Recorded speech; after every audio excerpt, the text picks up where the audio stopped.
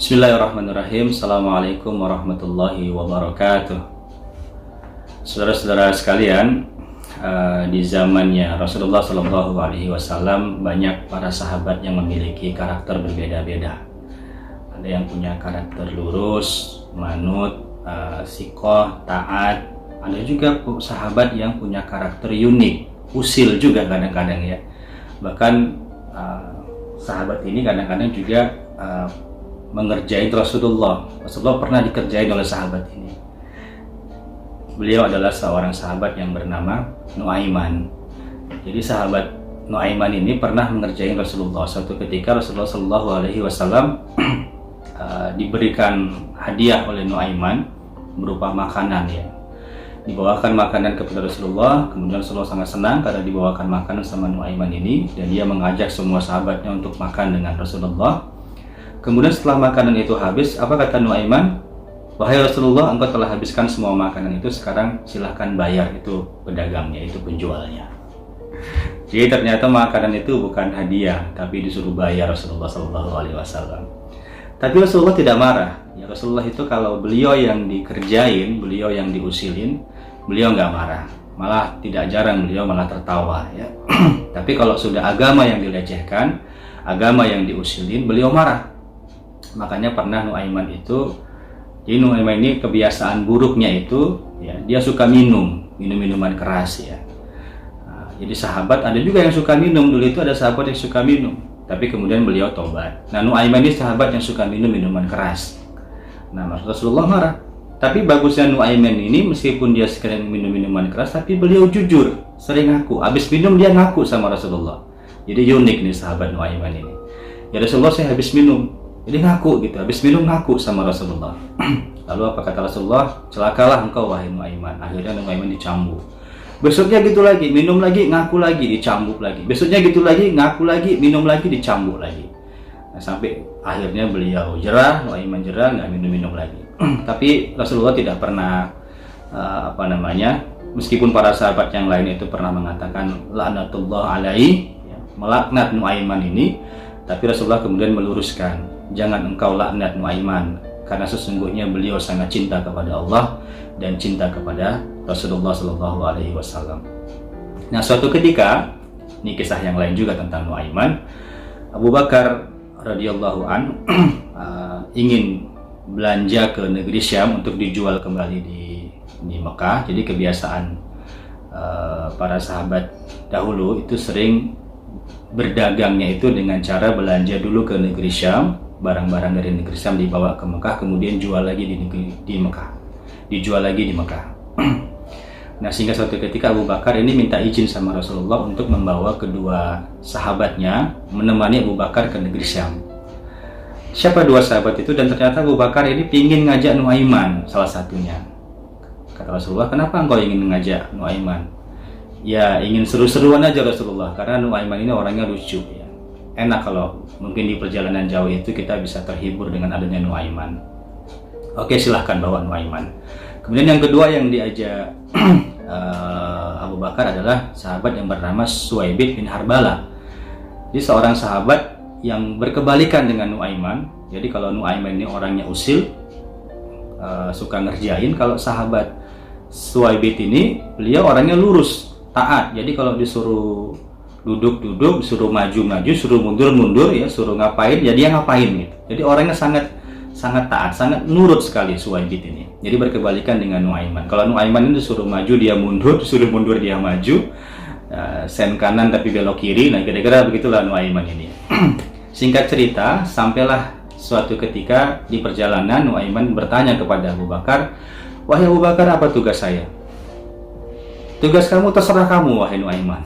Itu kata Abu Bakar karena sudah tahu karakter Nuaiman ini. Kalau dikasih tugas sering sekali tidak dikerjakan oleh Nuaiman ini karena orangnya usil gitu ya. Kemudian Suwaibid nanya, wahai Abu Bakar, apa tugas saya? Suwaibid, kamu saya tugaskan untuk menjaga makanan kita supaya jangan habis, supaya jangan diambil orang. Nah kira-kira begitu. Singkat cerita, sampailah mereka di negeri Syam. Kemudian Suwaibid mendapatkan tugas untuk menjaga makanan. Abu Bakar pergi ke mengurusi bisnisnya ke negeri Syam itu, belanja atau yang lainnya. Karena Abu Bakar sudah pergi, tinggallah berdua antara Suwaibid dan Nuaiman. Suatu ketika Nuaiman mengatakan, ini sudah jam siang ini ya, dia lapar. Dia minta kepada Suwaibid, wahai Suwaibid, aku ingin makan, bolehkah aku minta makanan yang dititipkan Abu Bakar kepadamu? Apa kata Suwaibid? Suwaibid ini orang yang sangat amanah tadi ya, dia tidak akan memberikan makanan itu kepada Nuaiman karena sudah janji sama Abu Bakar untuk menjaga makanan itu. Apa kata Suwaibid? Wahai Nuaiman, kita tunggu saja Abu Bakar sampai dia pulang, karena saya diamanahkan untuk menjaga makanan ini. Apa kata Nuaiman? Suwaibid, aku sangat lapar, berikan aku makanan, nanti kamu tidak usah bilang sama Abu Bakar kalau aku sudah makan itu. Tidak bisa wahai Suwaibid, aku tetap menjaga makanan ini, tidak bisa wahai Nuaiman, aku menjaga makanan ini, kata Suwaibid, karena ini pesan Abu Bakar. Ya sudah, kalau engkau tidak mau memberikan makanan itu, kau akan bermasalah dengan saya. Wah, itu kata Nuaiman ini. Diancam Suwaibid ini ya. Nggak apa-apa kata Suwaibid, karena Suwaibid tetap berprinsip ya menjaga amanah. Akhirnya apa yang terjadi saudara sekalian? Suwaibid ini Nuaiman ini meninggalkan Suwaibid sendirian di tempat itu, dan kemudian dia jalan-jalan ke kota. Di kota Syam itu beliau melihat ternyata di sana itu banyak yang waktu itu masih banyak yang menjual hamba sahaya ya, menjual budak. Dilihatlah budak-budak itu, ditanya harganya berapa ini, ada yang 100 dirham, ada yang 200 dirham, ada yang 300 dirham ya. Berbeda-beda harganya. Lalu apa kata Nuaiman? Ini dikerjain juga nih pedagang budaknya ini. Wahai sang penjual budak, sesungguhnya aku juga punya budak, aku juga punya hamba sahaya, harganya murah saja, sekitar 20 dirham saja, kata Nuaiman ini. Nah, cuman kenapa kamu jual budakmu murah sekali? Ya, karena dia punya aib, dia punya cacat. Cacatnya apa? Dia kalau dikerumunin orang-orang sering berteriak. Teriaknya, tolong, saya ini bukan budak, saya ini hamba yang merdeka, saya ini merdeka, saya bukan budak. Itu dia, itu budak saya begitu, dia suka teriak-teriak begitu, kata Nuaiman. Jadi kalau kamu nanti melihat budak saya begitu, udah tangkap saja, jadikan saja dia budakmu gitu ya.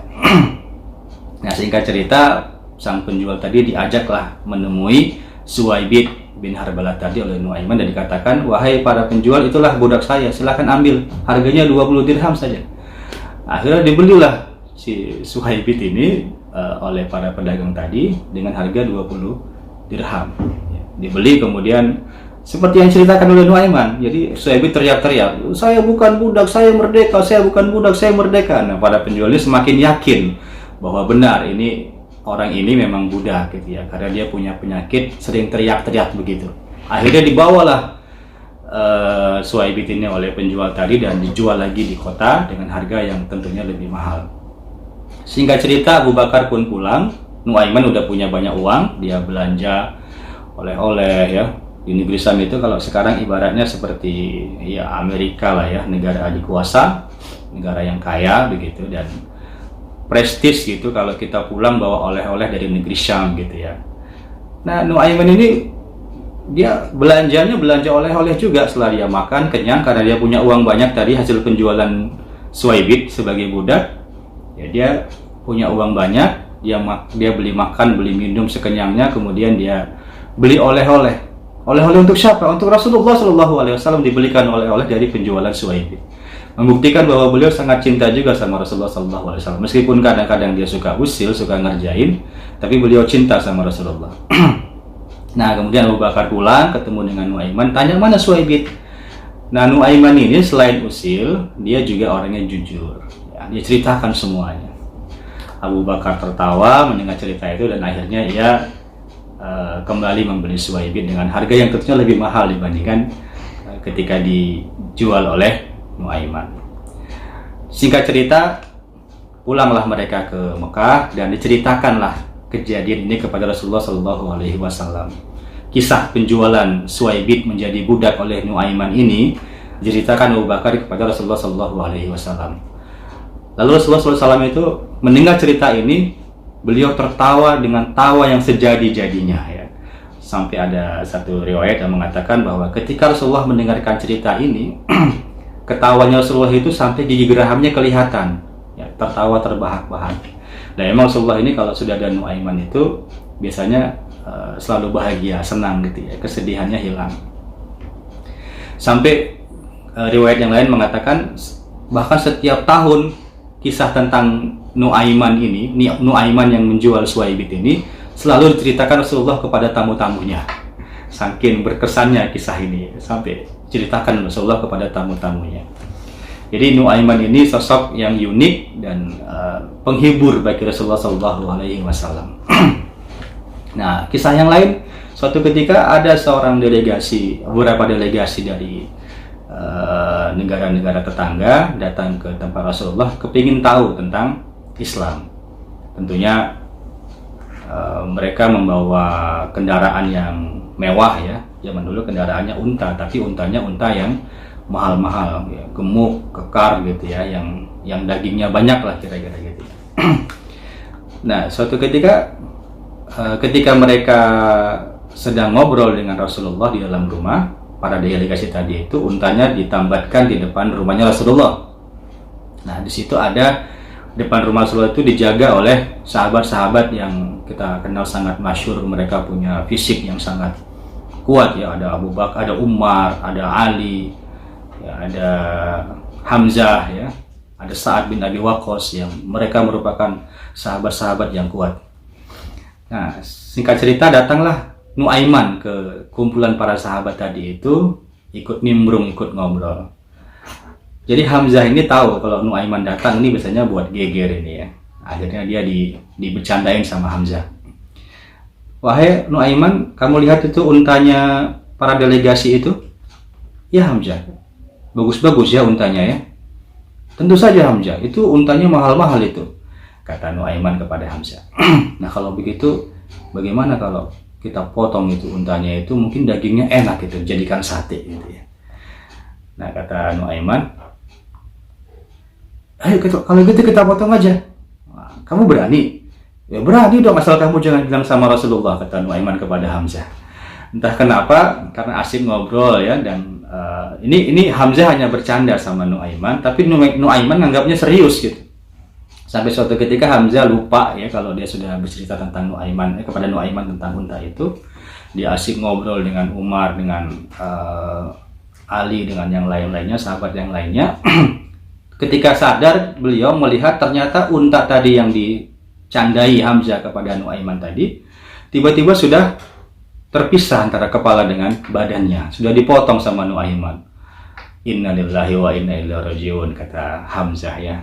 Ini kendaraan para delegasi yang baru mengenal Islam. Wah, apa kata Rasulullah nanti kepada kami, yang kami masa nggak bisa menjaga unta yang ditambatkan di pohon itu, kata Hamzah. Padahal kami orangnya kuat-kuat nih, ada Abu Bakar, ada Umar, ada Ali, ada Sa'ad, ada saya, kata Hamzah kan. Benar. Jadi ketika sahabat ini pulang, dia ngelihat, bagaimana dengan unta saya ini? Unta saya sudah mati. Apa yang terjadi? Apa yang terjadi? Jadi heboh. Sementara Nuaiman sudah kabur, sudah lari gitu ya. Dan ternyata Rasulullah kemudian melihat Abu Bakar, melihat Umar, melihat Ali, melihat Hamzah, apa yang terjadi. Hamzah hanya mengatakan, Nuaiman ya Rasulullah. Jadi mendengarkan ini Nuaiman sudah Rasulullah sudah paham ya bahwa ini pasti kerjaan Nuaiman gitu ya. Akhirnya apa yang terjadi? Rasulullah memerintahkan kepada para sahabat untuk mengganti unta tadi. Jadi Nuaimannya juga tidak dihukum berat gitu ya, karena sudah tahu ini karakternya Nuaiman. Saudara-saudara sekalian, sebenarnya banyak kisah-kisah tentang kehidupan indahnya zaman Rasulullah SAW dengan para sahabat, termasuk hal yang unik-unik ini. Nuaiman ini seorang penghibur, seorang yang menyenangkan Rasulullah. Bahkan satu riwayat mengatakan tidak pernah Rasulullah itu bersedih ketika ada Nuaiman. Jadi Rasulullah sangat terhibur dengan hadirnya Nuaiman, meskipun orangnya usil, tapi orangnya menghibur. Nah, tentang orang yang menghibur ini, saudara sekalian, kemarin kita baru saja kehilangan sosok penghibur di tanah air kita yang sering membuat kita tertawa, yang membuat hati kita gembira. Beliau adalah Mas Didi Kempot. Kita doakan mudah-mudahan Allah Subhanahu wa Ta'ala memberikan surga kepada beliau, memberikan tempat yang terbaik kepada beliau, menerima segala amal yang diperbuatnya, mengampuni segala dosa-dosa yang telah diperbuatnya. Untuk itu pada hari ini saya ingin membacakan sedikit tentang Mas Didi Kempot, apa karya-karya yang sudah ia hasilkan. Innalillahi wa inna ilaihi raji'un. Telah berpulang Mas Didi Kempot. Mudah-mudahan Allah mengampuni segala apa yang telah dosa-dosa yang telah engkau lakukan dan menempatkan engkau di surga. Selesai sudah Pak D perjalananmu melewati Sewu Kuto yang lagi ke Taman Asmoro untuk mencari perawan Kalimantan dengan membawa kalung emas dan layang kangen melalui rute stasiun balapan, terminal Tirtonadi, dan akhirnya sampai di Parangtritis melalui Dalan Anyar yang banyak ditumbuhi suketeki.